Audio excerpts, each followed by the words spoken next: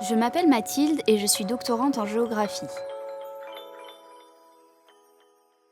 Je m'intéresse à ce que l'on appelle la géographie de la créativité et je travaille plus précisément sur la région Provence-Alpes-Côte d'Azur. Mon sujet d'étude se base sur le concept de créativité territoriale.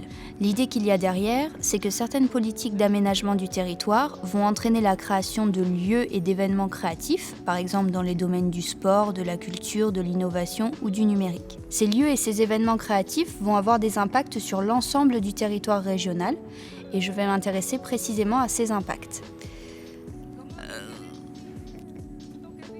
La première étape de ma thèse consiste en un long travail bibliographique pour essayer de définir ce concept de créativité territoriale d'une manière générale, pour mieux le comprendre et ensuite voir comment il s'applique concrètement au contexte régional.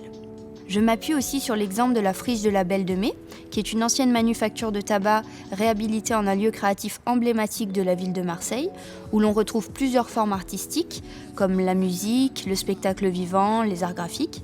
Et pour étudier ce lieu, ma démarche consiste notamment à rencontrer les responsables de la friche, mais aussi les artistes qui exercent au cœur de cet espace créatif.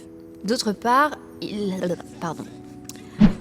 part, la labellisation de Marseille en tant que capitale européenne de la culture en 2013 est aussi un exemple très intéressant dans ma thèse, puisqu'il a montré une transformation territoriale bien visible, notamment avec la métamorphose du Vieux-Port ou la construction du Mucem et de la Villa Méditerranée. Il y a aussi l'impact économique, moins visible mais pourtant bien présent quand on étudie des événements de cette taille, qui permet de dynamiser un territoire local au moins à court terme, notamment avec la création d'emplois dans les secteurs de l'hôtellerie, de la restauration ou du tourisme. Ceci dit, l'impact économique généré par la créativité territoriale n'est pas suffisant pour garantir à lui seul le développement de toute une région. Pour ça, il faut aussi que les décideurs locaux s'intéressent à d'autres secteurs prioritaires, comme par exemple l'éducation, la santé, les transports, et plus généralement tous les services qui concernent l'ensemble de la population locale.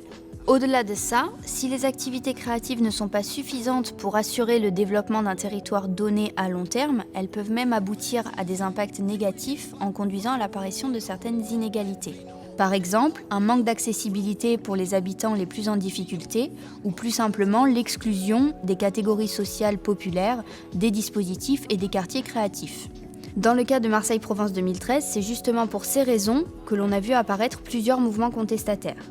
Étudier la créativité territoriale, c'est donc s'intéresser aux politiques menées à différentes échelles et analyser les impacts des lieux et des événements qui découlent de ces politiques, tout en gardant à l'esprit le fait que ces impacts ne sont pas toujours positifs.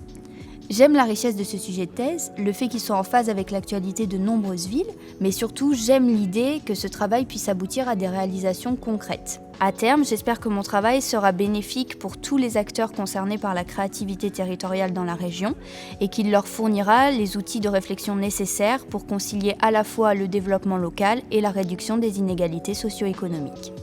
Le fait qu'il soit en phase avec l'actualité... Pardon